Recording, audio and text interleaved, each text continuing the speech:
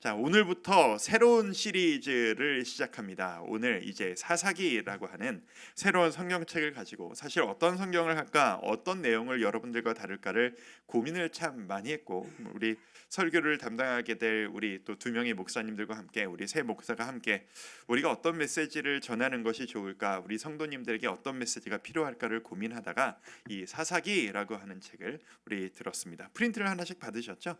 프린트를 보시면서 진행을 할 텐데, 이제 주일에는 이 패턴을 계속 동일한 패턴을 이어나가고, 수요일에는 이제 때로는 주제를 통해, 때로는 성경 한 권을 통해 하나하나 깊이 들어가는, 그리고 이 말씀이 옛날의 이야기로서가 아니라 오늘날 나를 위한, 오늘 바로 나에게 적용되어지는 메시지로서 연결하는 작업들을 한 주 한 주 해나가려고 합니다. 그래서 프린트는 매주 드릴 예정이에요. 그래서 좀 뭔가 좀 적기도 하고 정보도 드리고, 그런 식으로 주일 예배보다는 약간 지식의 전달이 조금 더 있는 그런 식으로 진행을 하려고 합니다. 프린트 보셔서 아시겠지만 이제 제목을, 시리즈 제목을 우리를 위한 사사기라고 지었습니다. 그리고 우리를 위한 사사기, 이게 옛날 그냥 그 사람들을 위한, 이스라엘 사람들을 위한 사사기가 아니라 바로 오늘날 우리를 위한 말씀, 이 사사기의 가르침 이라는 의지를 가지고 나아갈 것이고, 우리를 위한 사사기가 끝나면 또 우리를 위한 뭐 이사야가 될 수도 있고, 우리를 위한 뭐 마태복음이 될 수도 있고, 어떻게 될지 모르겠습니다. 그리고 이 모든 것들을 진행함에 있어서 당신을 위한 사사기라고 많은 고민을 하다가, 저 아무 고민 안 하고 저 당신을 우리로 바꾼 건 아니에요. 많은 의도와 고민 끝에 저러고로 정했는데, 이제 팀킬러 목사님의 당신을 위한 사사기라고 하는 책이 있습니다. 저 책의 내용을 그대로 전달해 드리는 게 아니고, 우리 사사기를 짚어 나가면서 저 팀켈러 목사님의 저 책이 주는 도전이 꽤 아주 강력합니다. 그리고 여러분들이 뭐 다 사서 읽어보시라 그런 말씀은 안 드리겠습니다. 이게 설교를 통해서 많이 말씀드리겠고요. 설교가 저 책의 내용을 그대로 전달하는 것도 아닙니다.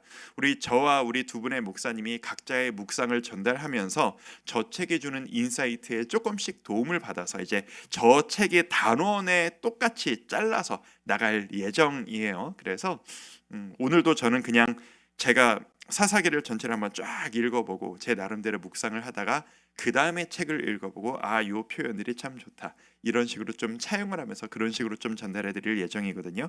기대하면서 이 사사기 말씀을 통해 우리에게 주신 은혜를 좀 기대해봤으면 좋겠습니다.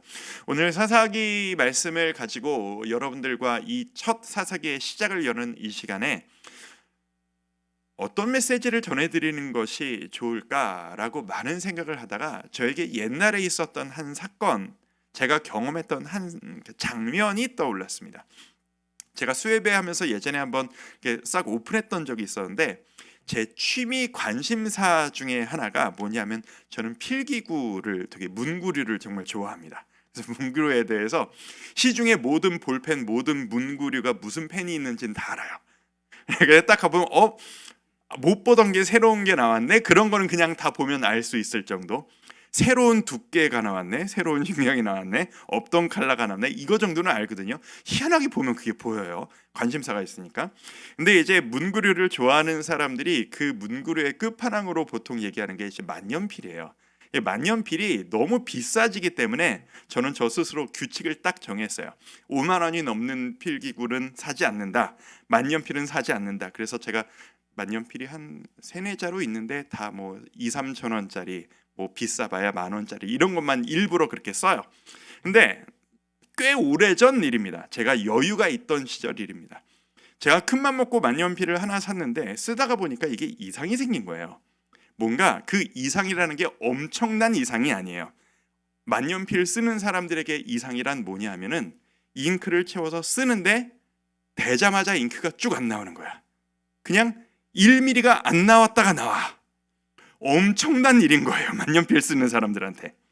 이게 부들부들 써여졌거든요. 그 구조를 아실 분은 아실 텐데, 그 쇠로 된, 저는 이제 쇠로 된 걸 쓰니까 단차라고 그래요. 요게 요만큼 비틀어지면 부들부들하는 게 뭔가 슥슥슥슥 느낌이 나요.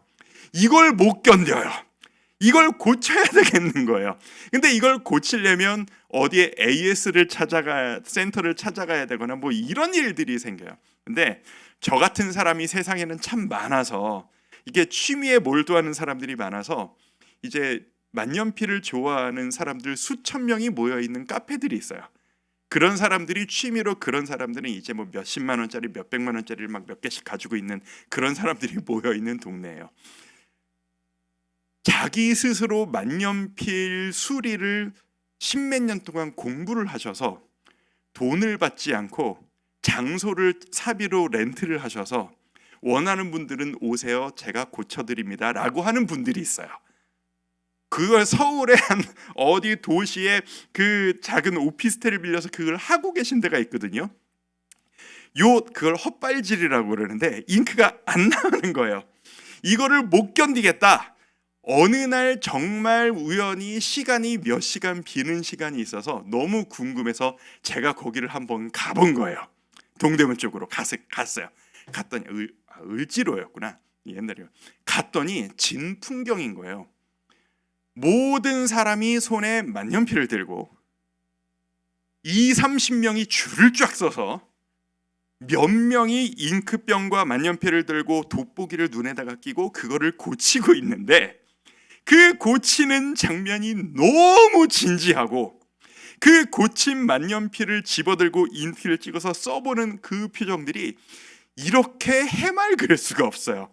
이렇게 행복해할 수가 없어요. 그 사이에서 모두가 몇십만 원짜리 만년필을 들고 있는데 저는 3만 원, 4만 원짜리 만년필을 들고 내가 여기에 올 자리가 아닌가?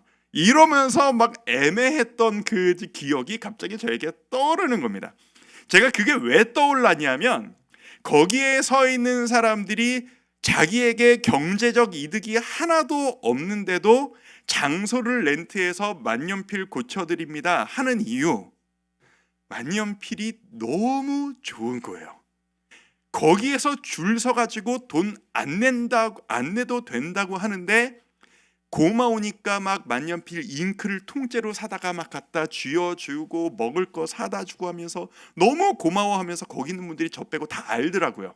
맨날 모이는 거야 거기서. 왜? 우리는 모두 이 만년필을 사랑하는 사람들이니까. 그 사랑하는 사람들이 요 쓰여지는 필감 하나, 두께 하나에 행복해하고 울고 웃는 모습을 보면서 제가 그 순간 깨달은 거예요. 아, 너무 빠져들면 안 되겠구나. 그리고 그분들의 그 해맑은 표정을 보면서 내가 무언가를 이렇게 좋아하면 이렇게 작은 것 하나에도 연연하고 펜 하나에 기스 나는 걸 못 견뎌하고 잉크가 안 나오는 거를 못 참아서 몇 시간을 들여서 지방에서 찾아오는 수고를 드리는 것, 내가 뭔가를 좋아하고 안 좋아하는 것이 내 행동의 여부를 결정짓는구나 라는 것을 제가 깨닫게 되었습니다. 사사기를 보는데 그때 생각이 나는 거예요. 왜냐? 우리가 사사기를 보면서 깨달을 수 있는 사실 중에 하나, 하나님 앞에서 우리가 믿습니다. 우리는 주님을 신뢰합니다. 주님께서 우리를 구해 주실 것을 믿습니다라고 우리는 버릇처럼 입으로 얘기하지만 진짜 내가 하나님을 얼마나 사랑하느냐, 하나님이 주신 선물들을 얼마나 내가 마음에 아끼느냐는 하나님 앞에서 내가 얼마나 연연하느냐, 그것을 소중히 여기는 선택을 하느냐로 증명될 수 있는 것이거든요. 자, 그게 지금 제가 무슨 얘기를 하려고 하는 것인지 오늘 본문을 한번 보면서 살펴보도록 하겠습니다.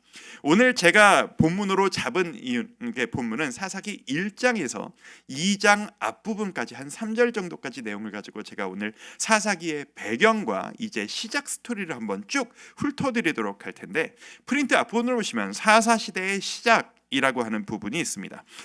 이스라엘이라고 써있는 그 부분을 같이 한번 좀 읽어보도록 할까요? 자, 시작.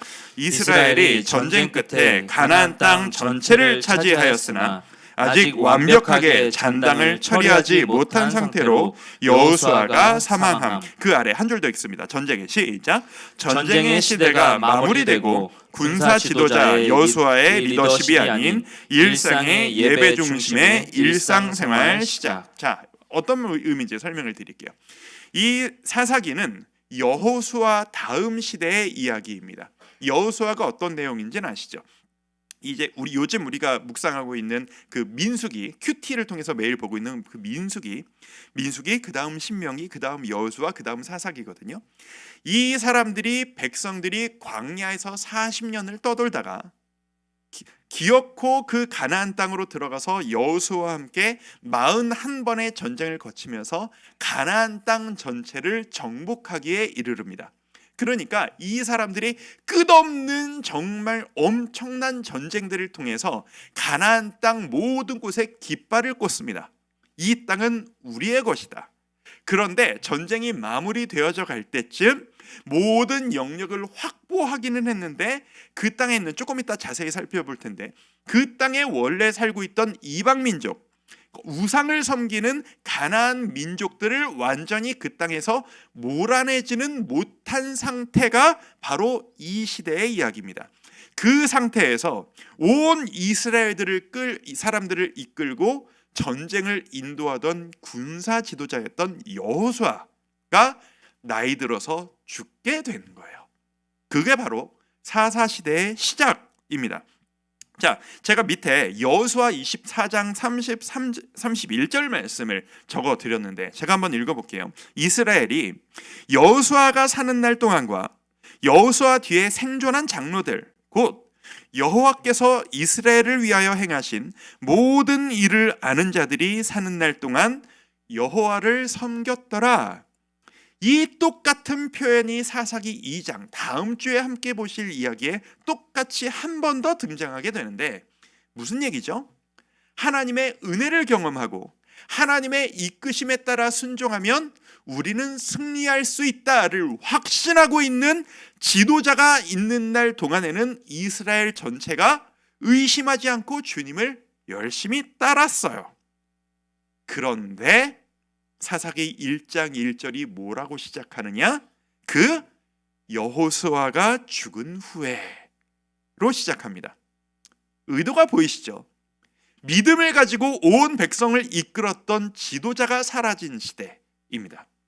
그러면 하나님은 여호수아 이후에 여호수아 대신 모세 다음에 여호수아를 세우신 것처럼 여호수아 다음에 왜 다른 지도자를 세우지 않으셨을까요?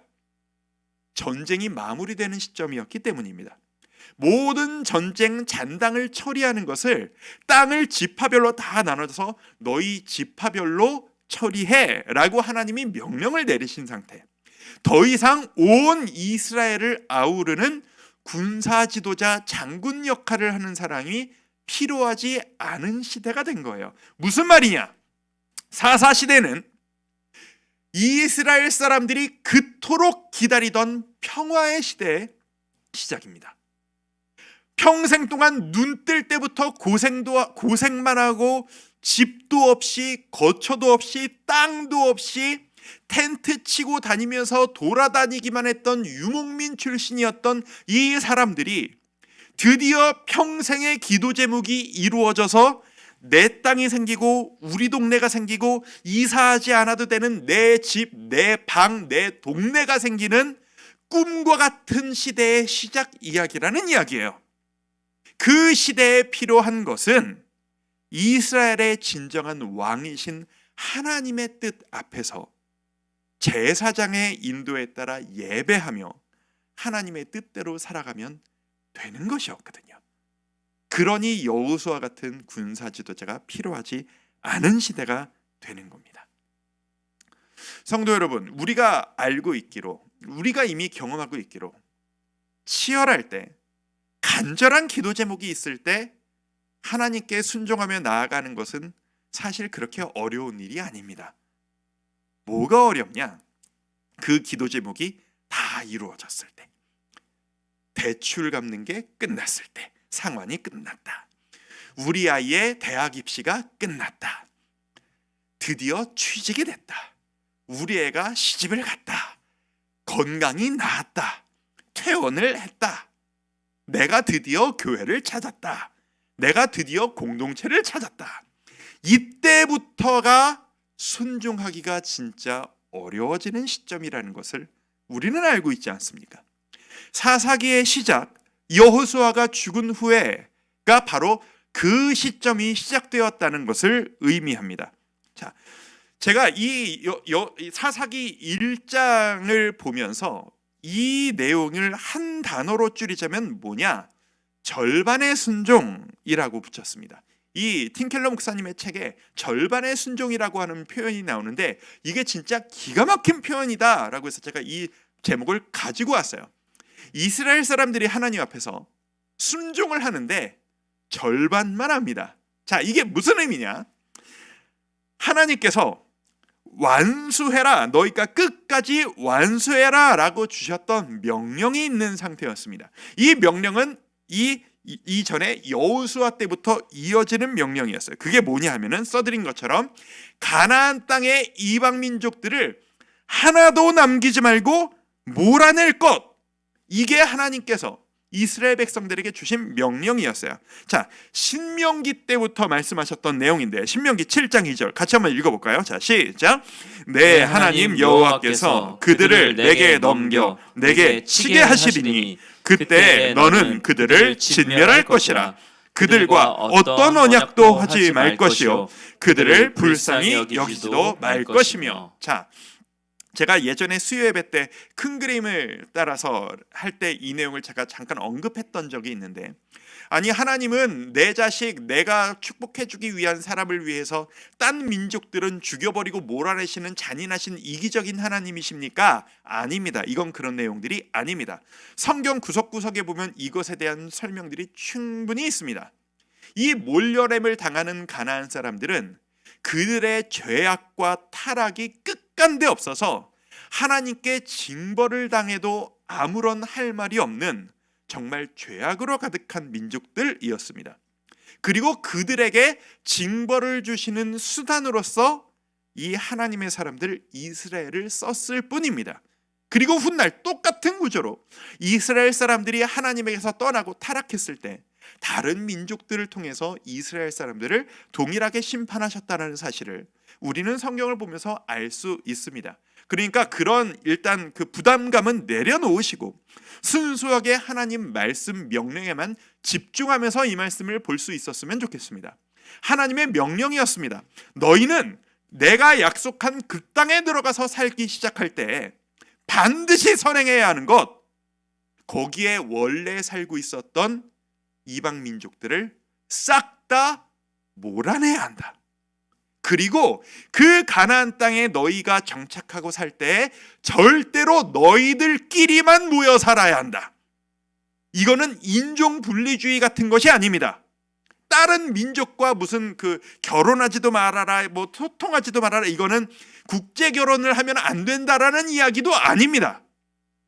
너와 믿음이 다른 사람들과 같이 섞여 살다간 너같이 니네들 같이 아직 믿음이 제대로 서지 않은 불안한 상태가 있는 너희들에게 유혹이 될 것이고 흔들림이 될 것이고 반드시 너희는 넘어질 수밖에 없는 상태라는 것을 내가 안다.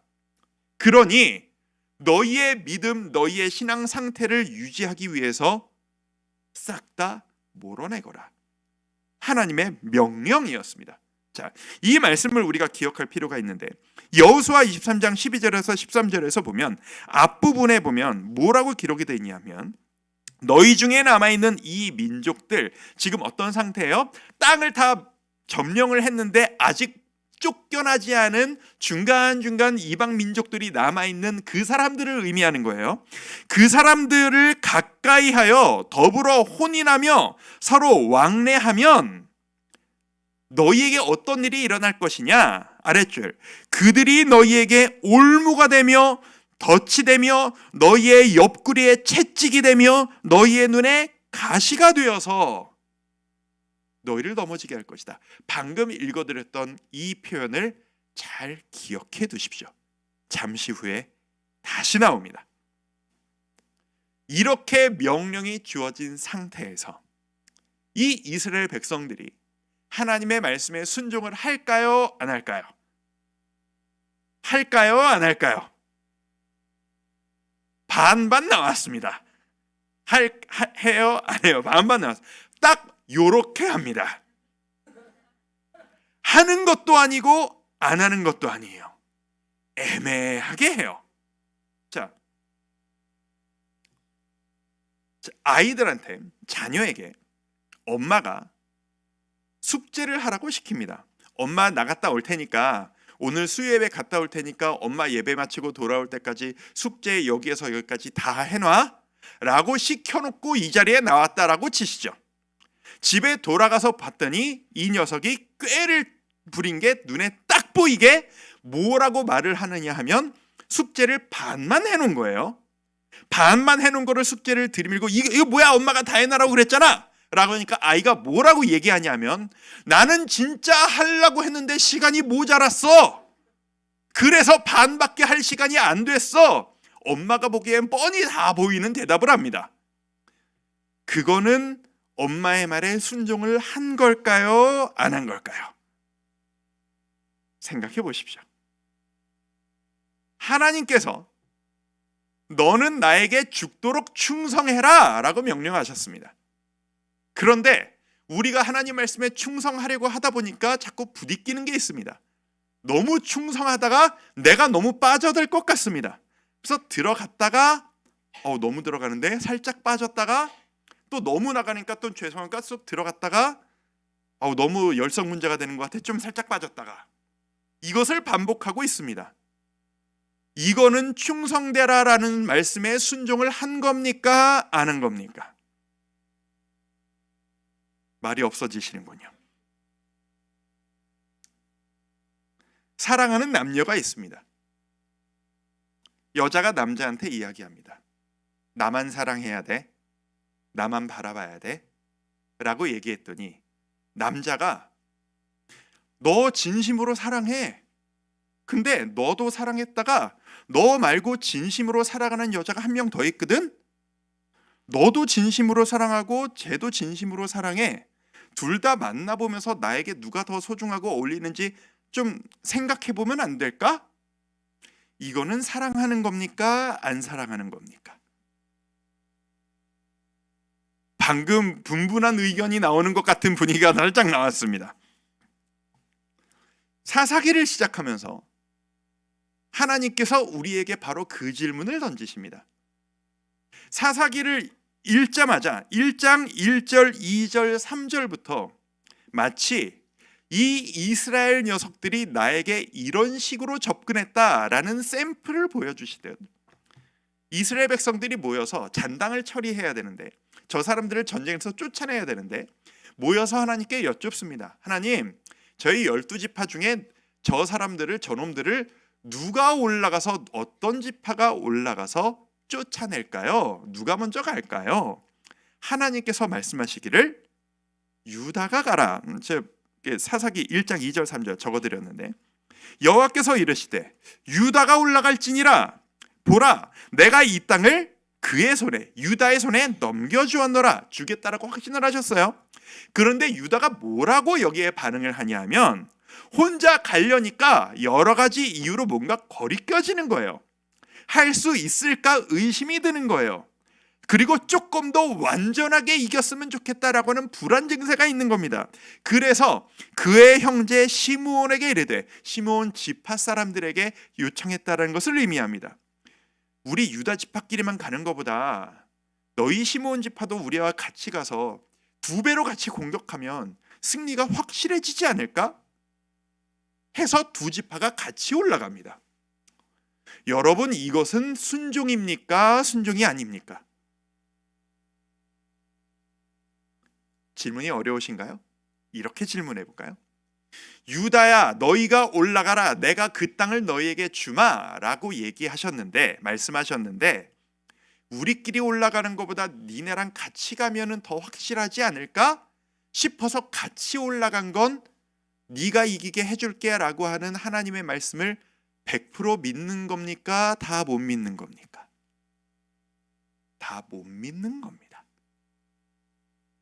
이게 바로 이스라엘의 자세였습니다. 1장 19절, 여호와께서 유다와 함께 계셨으므로 그가 산지 주민을 쫓아내었으나 그럼에도 불구하고 하나님께서 유다에게 승리를 주셨어요. 그런데 싸우다 보니 골짜기의 주민들은 철병거가 있으므로, 당시 문화에 이때가 아직 철기 시대와 청동기 시대의 그 중간 정도 시대거든요. 모든 사람에게 철로 된 칼과 방패 투구들이 있지 않았어요. 훗날에 보면 다윗도 그랬거든요. 골리앗과 싸울 때. 근데 철로 된 무기를 들고 있는 사람들이 보이니까 이 유다 지파들이 주저합니다. 쟤들은 싸우면 우리가 불리하겠는데?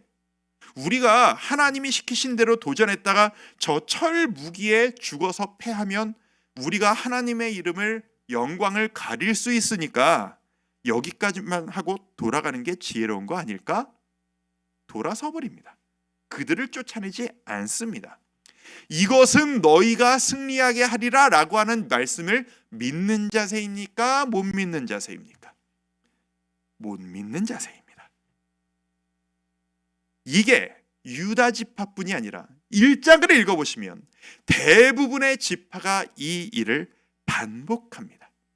여러 가지 이유로 귀찮아서, 믿음이 없어서, 내쫓지 않아도 우리는 잘 살 수 있으니까 중간선에서 적당한 타협, 그리고 합리적으로 판단합니다. 이렇게 하는 게 더 좋은 것 같아. 합리적인 판단이란 지혜로운 일일까요? 순종했다가 그 순종한 대로 믿고 도전한 대로 제대로 이루어지지 않았을 때 뒤로 빠질 길을 예비하는 것은 지혜입니까? 믿음 없음입니까? 사사기는 우리에게 이야기합니다. 네가 믿음이 없다. 이스라엘은 믿음이 없었다. 그걸 지혜라고 너희는 이야기하지만 내가 보기에 너는 나를 안 믿고 있구나. 그 결과 3번입니다. 어떤 결과가 나타났느냐? 이방 민족들과 함께 정착해서 살기 시작한 겁니다. 결국 못 쫓아낸 거예요. 쫓아내지 못함에 가나안 족속이 결심하고 그 땅에 거주했더니 작정하고 눌러 앉아버린 거예요. 그리고 얼씨구나 하고 그 사람들과 평화 조약을 맺어버립니다. 이스라엘 사람들이 니들 우리 말 잘 들어. 우리가 너희한테 일 시키면 너희가 우리 위해서 노역해야 돼. 내 말 들을 거야 안 들을 거야? 안 들으면 확 쥐어 박아버린다. 협박하면서 말을 듣게 만들어버립니다. 그러면서 공존 생활을 시작해버립니다. 이스라엘 사람들이 생각했을 땐 이 타협을 지혜롭다라고 생각했을 수 있을 가능성이 높습니다. 왜? 우리의 생명도 안전하게 살리고 일단 우리는 대의적으로 승리한 상태인 거예요. 온 나라가 승리한 상태인 거예요. 그러니까 승리의 기쁨과 축제 가운데 살짝 눈 가리고 아웅하는 사실은 다 내보내지 못했는데 라고 하는 그 기쁨에 가려져 있는 약간의 요만큼의 불순종. 요만큼인데 뭐 99% 다 이겨놓고 1% 남긴 건데 이 정도면 괜찮은 거 아니야? 이들은 몰랐던 거죠. 그 1%가 이스라엘 전체를 잡아먹을 것이라는 걸 말입니다. 하나님이 여기에 대해서 뭐라고 평가하시느냐? 4번입니다. 하나님은 약속을 지키셨을 뿐입니다. 질책하십니다. 너희가 내 목소리 뭐라고요? 싹 다 몰아내라. 내가 너희를 승리하게 해줄 거야 라고 얘기했던 그 목소리를 너희가 안 들었구나. 왜 그랬느냐? 질책하십니다. 그래서 하나님이 없던 화를 내서 갑자기 너무 큰 징벌을 내리신 걸까요? 아닙니다. 약속을 지키셨을 뿐입니다. 아까 우리가 읽었던 대로 너희가 그들을 몰아내지 않으면 어떻게 될 것이다 라고 약속하셨던 내용 제가 기억하십시오 라고 했던 기도 기억하시죠? 그대로 나옵니다. 그러므로 중략하고 내가 그들을 너희 앞에서 쫓아내지 아니하리니 무슨 말이냐면 니들이 안 쫓아내면 나도 안 쫓아낼 거다. 저절로 니들이 가만히 있고 니들이 순종하지 않는데 내가 저절로 그들이 몰아내도록 만들어주지는 않을 것이다 라는 의미입니다. 그들이 너의 옆구리에 가시가 될 것이며 아까 나왔던 표현이잖아요. 그들의 신들이 너희에게 올무가 되리라. 그들이 너희의 발목을 잡으리라. 이 뒷절을 보면 2장 4절을 보면 이스라엘 사람들이 이 말을 듣고 그렇게 슬퍼합니다. 앞뒤를 보면 너무 웃긴 결과입니다. 이스라엘과 하나님이 함께 약속을 했는데 하나님은 약속을 다 지키고 계시는데 이스라엘 입장에서 지들이 약속을 안 지켜놓고 하나님은 그 약속을 지키시니까 슬퍼하는 거예요. 왜 이러십니까? 라고. 하나님은 약속을 지키셨을 뿐인데. 구약의 하나님은 징벌의 하나님, 무서운 하나님이라고 생각하시지만 하나님은 늘 약속을 지키셨을 뿐입니다. 약속하신 대로 너희가 나를 따르지 않으면 이렇게 될 거야. 너 나랑 약속할래? 하겠습니다. 그대로 안 했을 때 하셨을 뿐입니다. 하나님은 단 한 번도 약속을 어기셨던 적이 없으셨습니다.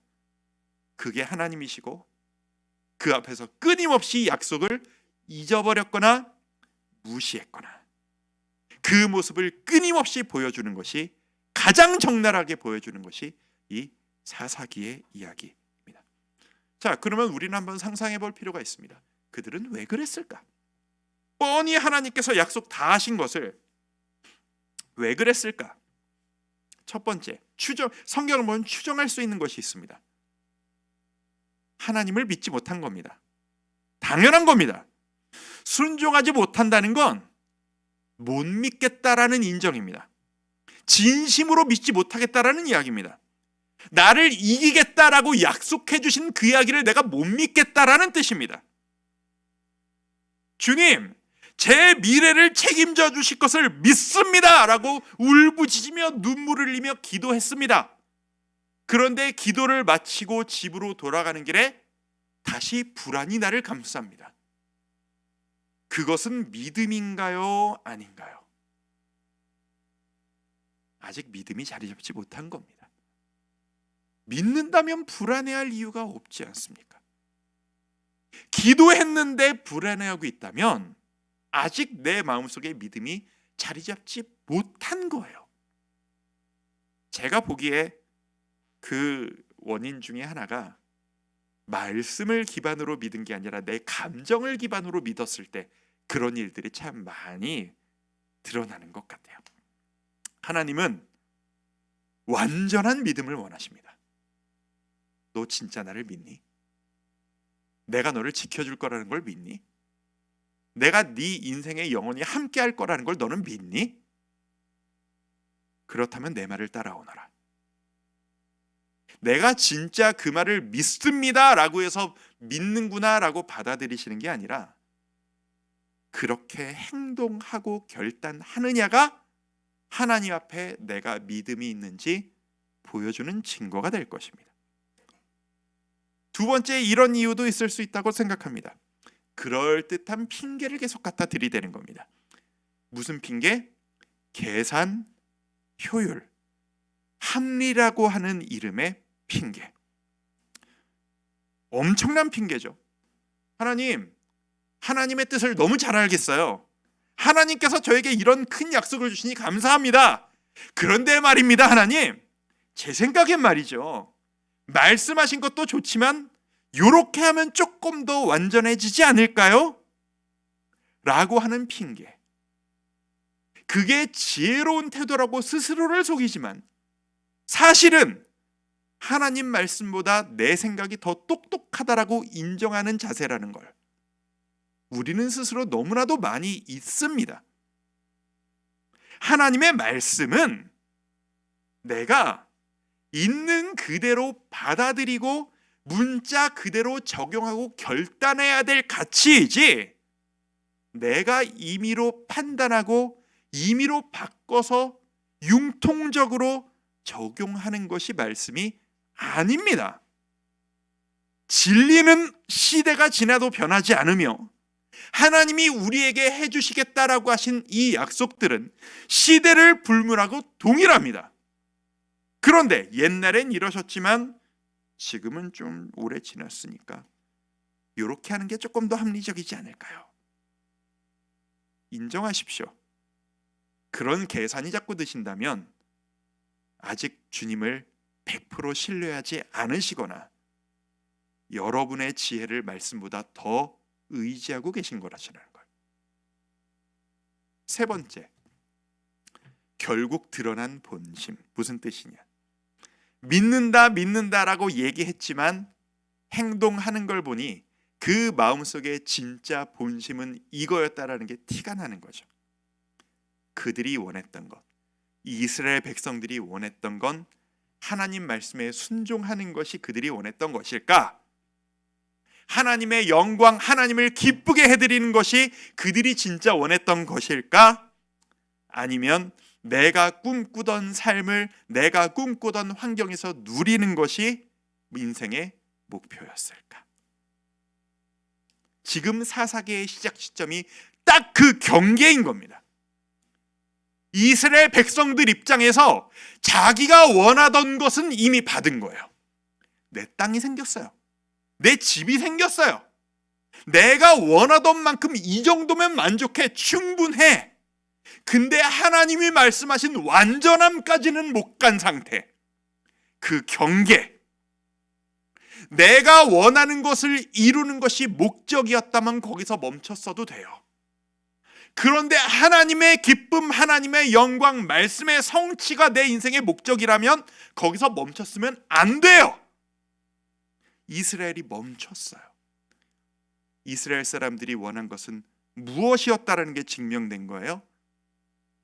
하나님의 영광, 하나님의 기쁨이 아니라 저 이런 집에서, 이런 땅에서 이런 거 누리며 이렇게 살고 싶어요.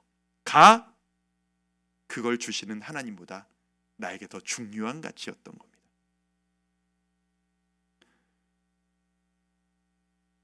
앞으로 우리는 사사기를 계속 살펴보면서 이런 일들의 반복을 무수하게 보시게 될 겁니다. 그리고 그 모든 것들을 무마시키기 위한 하나님의 은혜로서 사사들을 계속 보내시는 이야기들을 우리는 다음 주부터 계속 보시게 될 것입니다. 제가 이렇게 적어드렸어요. 절반의 순종은 완전한 상실로 이어진다. 앞으로 사사기의 이야기는 바로 이 말을 증명하는 이야기가 될 것입니다. 아니, 내가 완전히 순종 안 한 것도 아니고요, 주님. 80%는 순종했단 말입니다. 그럼 80%의 복은 보장해 주셔야 되는 거 아닙니까? 아니라는 겁니다. 사사기의 이야기는 너무나도 확연하게 드러납니다. 절반 순종했더니 절반의 은혜, 절반의 방황이 아니라 그 남겨놨던 1%로 인해 전체가 무너지는 이야기가 바로 이 사사기의 이야기입니다.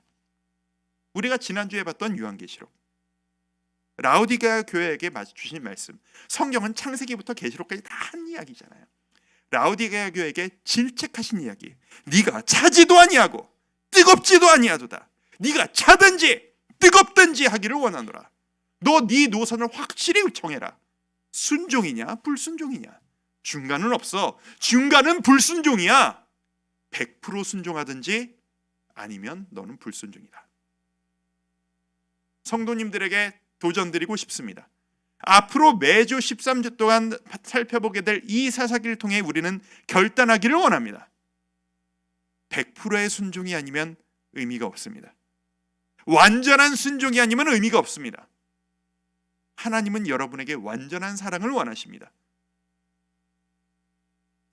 여러분은 여러분의 사랑하는 아이의 얼굴에 작은 흠이 생기는 것을 용납하실 수 있으시겠습니까? 아이를 사랑할수록 못 견디는 법입니다. 사랑하는 여러분의 가족들에게 작은 상처, 작은 마음의 아픔이 생겨버린 것을 여러분은 방치하실 수 있으시겠습니까? 사랑할수록 그렇게 놔둘 수가 없는 겁니다. 하나님은 여러분에게 작은 불순종, 내 뜻과 다른 작은 행동, 선택들을 하고 가는 그런 여러분의 모습을 방치하실 수가 없는 겁니다. 그러기엔 주님은 여러분을 너무 사랑하시는 겁니다. 그게 진리가 아님을 알기에, 그게 우리를 망하게 할 것을 알기에.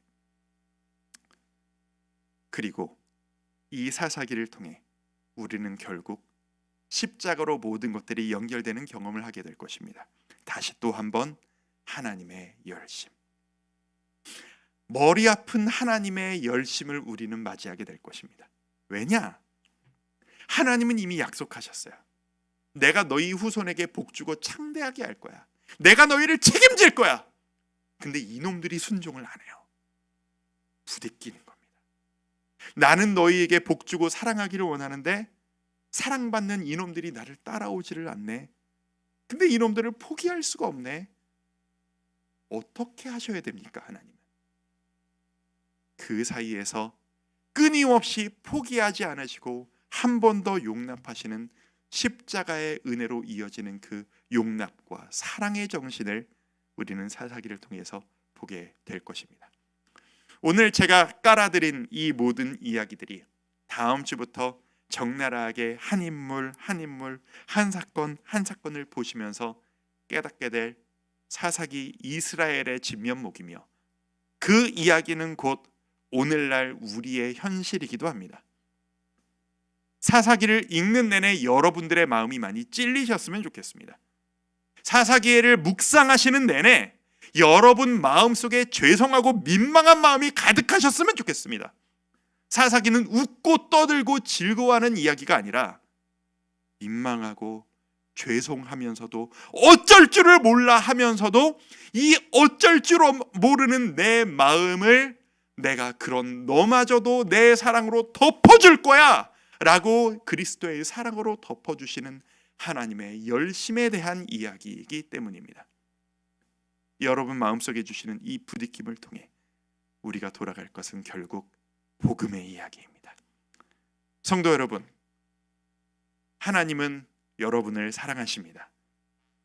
하나님은 여러분을 사랑하십니다. 끊임없이 불순종하려 하고 말씀 앞에 계산하고 앉아 있으며 그것을 지혜라고 자기 핑계대며 포장하고 있는 우리들을 포기하지 못하고 사랑하시는 하나님이십니다. 그 사랑 앞에 나의 마음을 드리고 주님, 다시 한번 면목 없지만 십자가의 보혈의 공로 의지하여 나아갑니다. 부족한 저를 받아주옵소서. 결단하며 나아가시는 우리 모든 성도님들 되시기를 주의 이름으로 축원드립니다. 우리 그런 마음으로 오늘 찬양하면서 좀 기도하며 나아가겠습니다. 아까 했던 찬양입니다. 말씀 앞에서 경외함으로 주께 홀로 섭니다. 이게 바로 제가 마지막에 말씀드린 이 태도입니다. 하나님께서 나를 책임져 주시겠다라고 한 그 말씀 앞에서 내 부족함이 아닌 주를 경외함으로 내가 단독자로 주님 앞에 서기를 원합니다.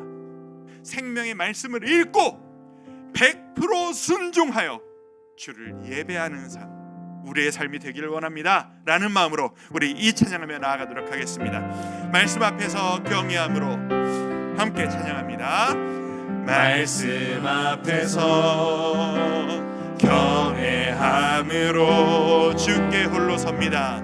주께 홀로 섭니다. 생명의 말씀 읽고 순종해 주를 예배합니다. 주를 예배합니다. 기록된 말씀 힘이 있어서 기록된 말씀 힘이 있어서 진리로 우리 거룩한 말씀 세세 영원히 복음이 되어 말씀하시네. 하나님 말씀에 두려워 떠는 자 그 말씀에 생명을 거는 자 한 사람 찾으시는 주님의 약속을 믿어 하나님 말씀에 운명을 거는 자 순종하며 주 따라가는 영원한 하나님 나라 이뤄갈 주의 교회여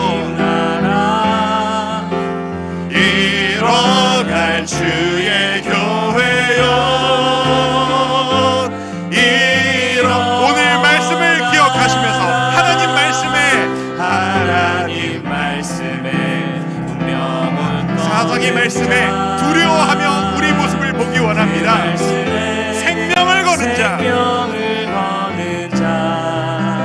한 사람 찾으시는 주님의 약속을 믿으십시오. 여러분의 행동으로 결단으로 여러분의 믿음을 보여주십시오. 하나님 말씀에 믿는다면 운명을 겁니다. 순종하며 100% 순종하며 주 따라가는 자, 영원한 하나님 나라 이뤄갈 주의 교회여 일어나라.